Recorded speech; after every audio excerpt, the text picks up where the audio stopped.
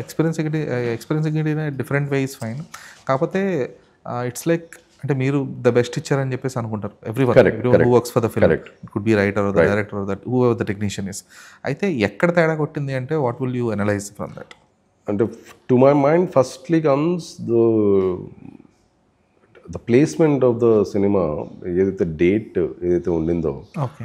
ఆ టైం ఒకటి సినిమా థియేటర్కి జనాల్ని రప్పించలేకపోయాం. అక్కడెక్కడో తడబడ్డాం in the name of promotions. ఆ జనాల లోపలికి సినిమాని తీసుకెళ్ళే ఏదైతే ఉందో అది ఎక్కడైనా మిస్ఫైర్ అయిందా, లేకపోతే కరెక్ట్గా బుల్స్ అయిన కొట్టలేదా, ఇది ఫైన్. బట్ కంటెంట్ వైజ్ ఇది ఒకటి. ఎందుకంటే థియేటర్ లోపలికి వచ్చిన తర్వాత audience 7/10 they felt it is good only.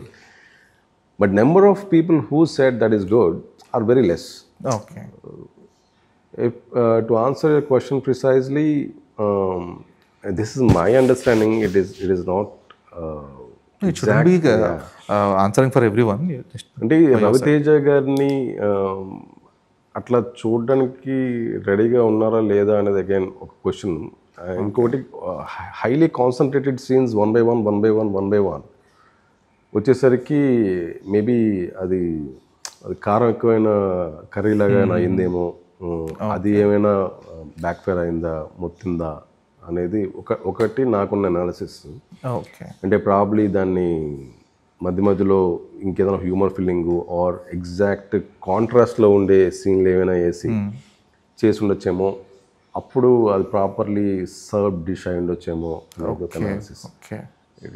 It might not be true, but that's what I felt. Yeah.